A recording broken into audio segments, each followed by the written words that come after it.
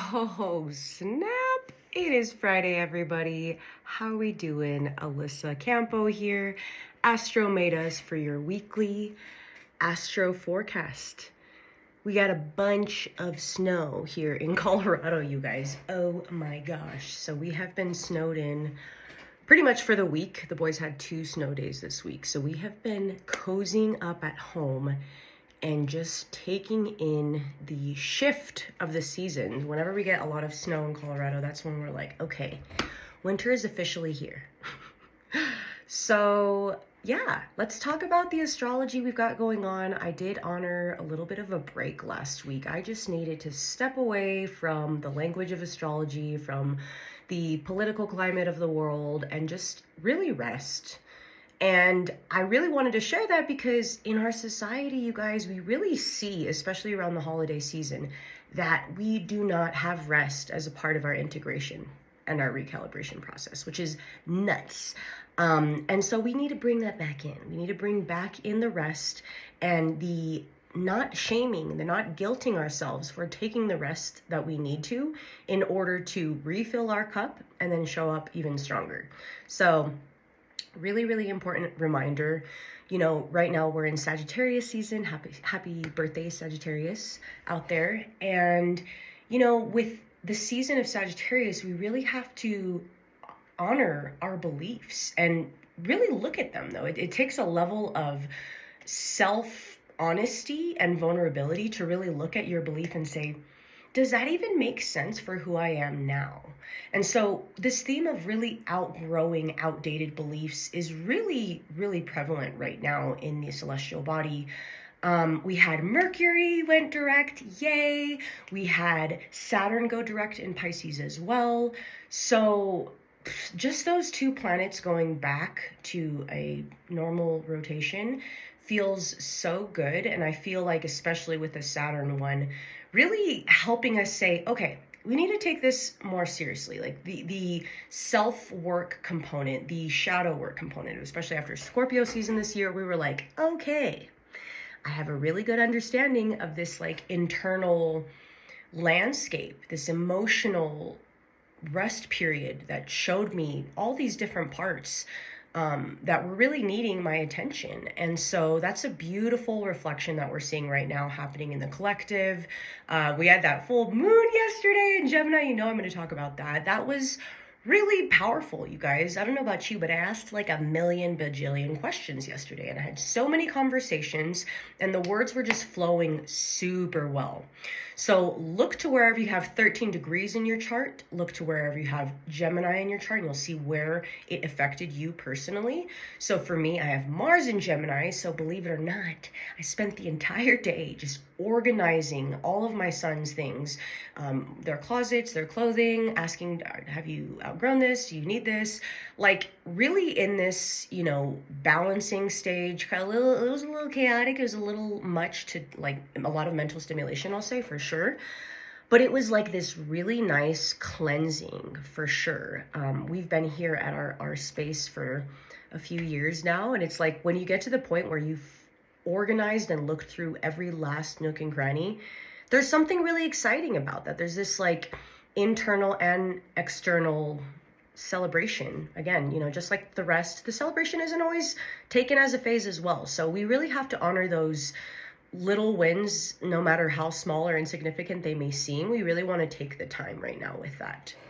And that's that quality time that we're looking for with the axis of the Gemini and the Sagittarius energy. And also Pisces, that's another mutable sign. So we have this really strong urge to feel very supported in this change, you know, in changing our philosophy or our belief or our lifestyle or our level of sustainability. You know, it's really showing us what needs to shift, what's stagnant, what's really starting to move fast. You're noticing that as well. All of this fire with the Sun, Venus, and Mars in Sagittarius is so creative. It's all this energy like, let's go, let's get these projects moving, let's make those connections, boof, this like flame, right? And then we got all this stuff in Pisces and water signs, right? So we have Saturn in Pisces, we have Jupiter in Cancer, And we have this really deep emotional turning of the soil happening inside, where we're feeling like, dang, my internal soil is rich now, homie, because I went in and like worked on those really deep rooted issues, self-doubt, self-sabotage, those things really, really came up. And we had the North Node and the South Node squared by that full moon in Gemini yesterday. So this was like a moment of like, did you take the leap of faith? And then did you trust when it showed up? And when it's still showing you like, hey, I'm right here to support you. Like, what do you need? What's the next step? Sometimes it gets very anxious feeling with Sagittarius energy because it's so vast. It's ruled by Jupiter, so it's excessive. It's this energy of like, what is too much and what is too grand? And then you flip that with the Gemini, right? And it's like, where can I apply that locally? How do I need to apply that in my local environment and in my sensory that I'm taking in every single day? So that's why the organizing thing came up. Again, when it's squaring the nodes, you're like working with the energy of the nodes. So the South Node is Virgo. So it's like work on that personal hygiene, cleanliness, spiritual cleanliness, your external space, nesting and creating a beautiful space is really awesome.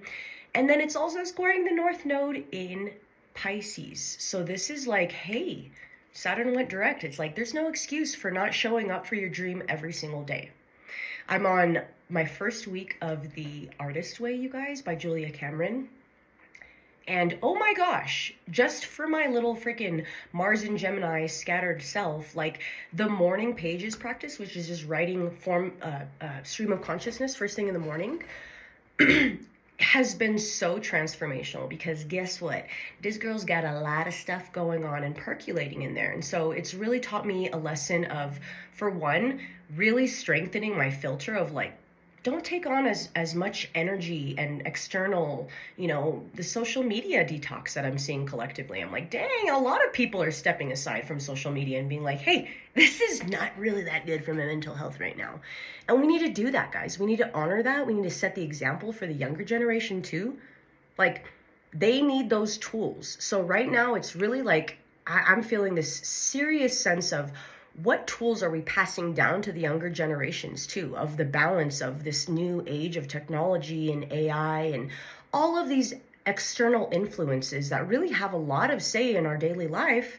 We have to find our personal empowerment with that, and we have to find our personal balance and knowing like, that's too much, maybe that's, not enough, whatever it is for you on a personal level. Only you know that and can be honest with yourself with that.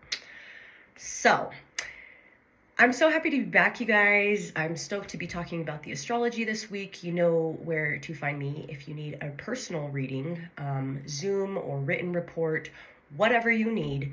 And I'm loving the also collective message that astrologers are sharing of, don't worry about AI taking our jobs. You know why? Because astrology, just like any healing modality and language, is so powerful. And if you practice it, if you study it, you also have a reverence to it. You have a respect for the lineage of how it's taught, of how you're learning and how you're sharing it. You're not using it. It's like Spider-Man. It's like, with great power comes great responsibility. Okay, astrologers and astrology students. And yeah, I'm not going anywhere with this. So I will continue to share my perspective, share my insight with this. Thank you guys so much for being here. Even if you're not a huge, astrology person, it really helps to have that confirmation of like, you're going on the right path. You're doing the right thing. Listen to your heart and just really step into that space of curiosity with what it is that you need to do to keep that momentum, keep going. 2026, you guys, is the year of the fire horse. Bam. It's going to be some really, really exciting energy, fast-paced, fast-moving, creative, independent, traveling, just a lot more opportunity and a lot more external energy, as opposed to this year of the snake, that's been very, very internal, all this internal work we've been doing. So big hug. You guys are doing amazing. I'm super proud of you. Again, you know where to find me if you'd like to get a session, and I will see you guys for the next astrology forecast. Have a beautiful, beautiful day and weekend.